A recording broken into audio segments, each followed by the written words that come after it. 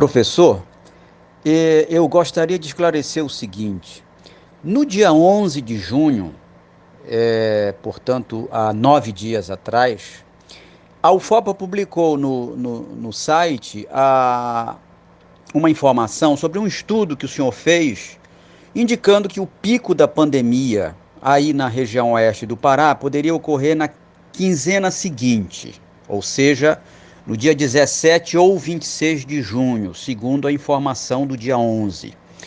Ontem, no dia 19, uma nova atualização desse estudo já indicava uma tendência de queda nos casos de Covid-19 na região oeste do Pará.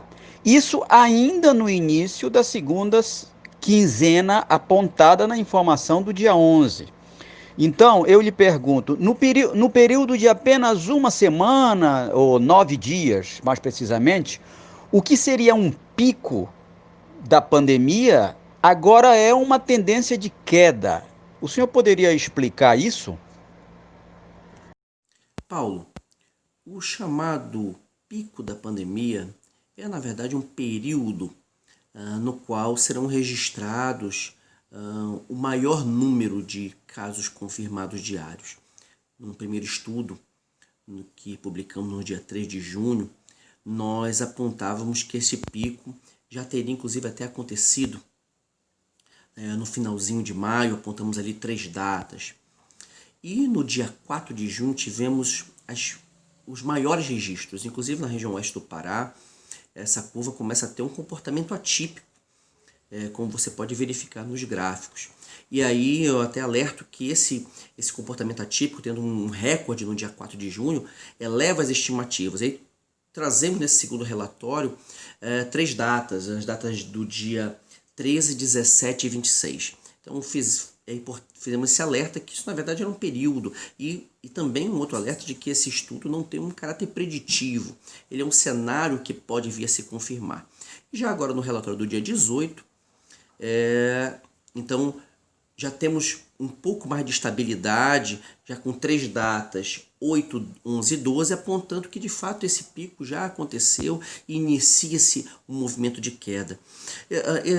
Ter iniciado um movimento de queda não significa que as medidas de enfrentamento devem ser minimizadas.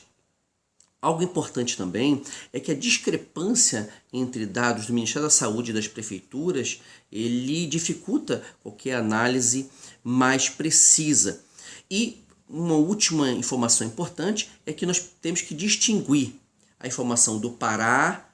O Pará tem um movimento, a região metropolitana de Belém tem outro movimento, a região oeste do Pará tem outro movimento. Dentro da região oeste do Pará, você tem um movimento para a região oeste, mas outra para Santarém, que é um dos seus polos. Então, a pandemia não é só uma, são pandemias, podemos dizer assim, são Brasis diferentes que nós precisamos analisar. E lembrando que esses dados eles se movimentam de acordo com a dinâmica, o comportamento da população e também das medidas adotadas pelos gestores públicos.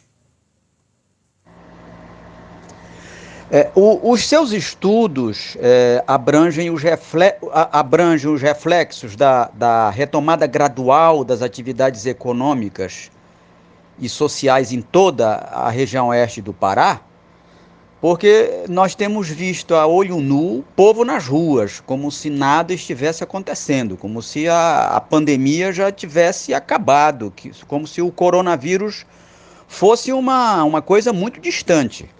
Então eu lhe pergunto, qual é o impacto disso, né, desse povo nas ruas, todo mundo andando em feira, em supermercado e tudo mais? Qual é o impacto disso na tendência de queda dessa doença, conforme a projeção dos seus estudos?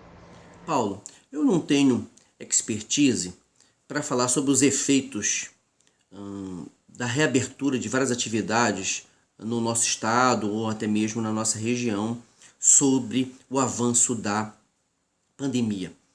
O que eu gostaria de ressaltar é que nós temos uma grave subnotificação de casos, Os primeiros resultados de um estudo nacional nessa direção, um estudo inclusive que é referência internacional, apontam uma defasagem de 7 vezes o número de casos.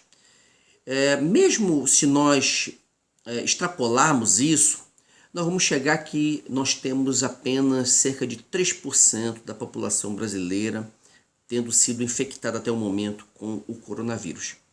Com apenas 3% da nossa população tendo sido infectada, nós já temos a triste marca de 50 mil óbitos. Então, isto é um alerta de que as medidas restritivas devem continuar para evitar que nós cheguemos a números ainda mais trágicos para a nossa nação.